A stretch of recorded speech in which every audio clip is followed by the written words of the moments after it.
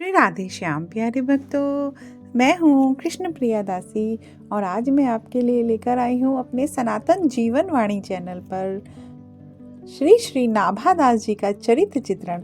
ये वही हैं श्री श्री नाभादास जी जो भक्तमाल जू के रचयिता हैं और आज हम इनके जीवन चरित्र के बारे में जानेंगे कि कैसे इनके संत कहाँ उत्पन्न हुए, कैसे इनकी जीवनी आगे बढ़ी। तो चलिए भक्तों, श्री राधे श्याम करते हुए अपने नाभादास जी के चरित्र चित्रण पर आगे बढ़ते हैं। तो जी, हनुमान वंश में ही जन्म भयो द्रगहीन सो नवीन बात धरो। श्री श्री नाभादास जी का जन्म प्रशंसनीय हनुमान वंश में हुआ था। आश्चर्यजनक एक नई बात यह जानिए कि ये जन्म से ही नेत्रहीन थे। जब इनकी आयु 5 वर्ष की हुई, उसी समय अकाल के दुख से दुखित माता पिता इनको वन में छोड़ गए।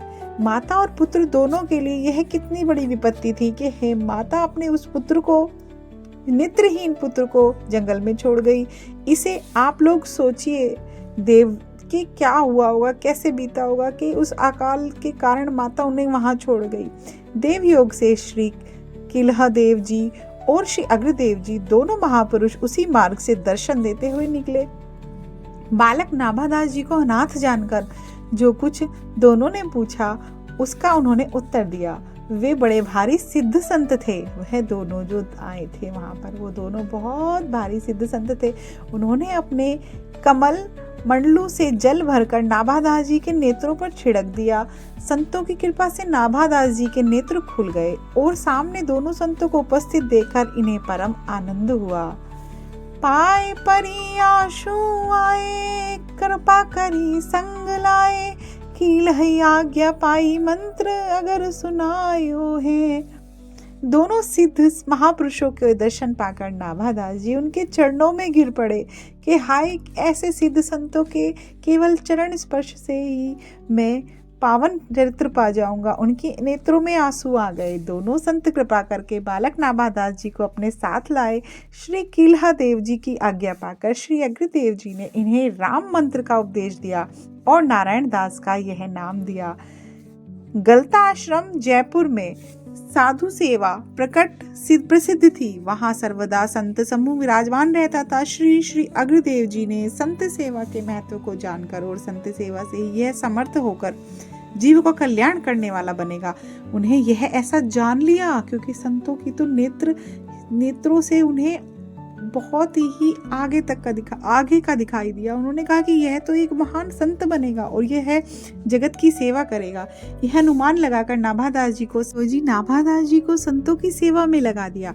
संतों के चरणोदक तथा उनके साधक उनके सीध प्रसाद का सेवन करने से श्री नाभादास जी को संतों से अपार प्रेम हो गया। अब आपको जानते हैं आप लोग, सीध प्रसादी क्या होती है?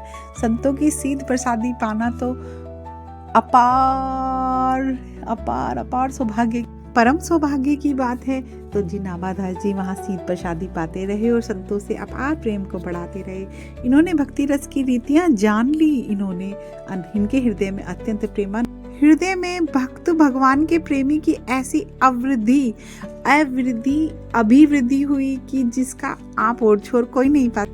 इस प्रकार जैसे श्री श्री नाभादास जी मूर्तिमान भक्त के रूप में के स्वरूप हुए, वैसे ही सुंदर वाणी से इसको उन्होंने अपने भक्तमाल जू को संजोया है और इसमें भक्तों के चरित्र को गाया है।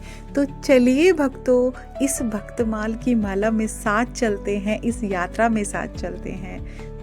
तो प्यारे भक्तों, इस भक्तमाल जू की माला से जुड़ने के लिए और हमारे साथ इन 24 कथा, आगे आने वाली 24 अवतारों की कथाएं और भक्तों के पावन चरित्रों की कथाओं को सुनने के लिए और इस मार्ग में हमारे साथी बनने के लिए प्लीज मेरे चैनल को लाइक करें, शेयर करें और सब्सक्राइब करें। आपके सहयोग के बिना सब कुछ अधूरा है। राधे श्री राधे श्याम। और मेरे साथ इस पावन मार्ग पर चढ़ने के लिए आपका धन्यवाद। आपका कोटि कोटि धन्यवाद। श्री हरि आपकी सभी इच्छाएं पूरी करें। निताय गौर हरि बोल।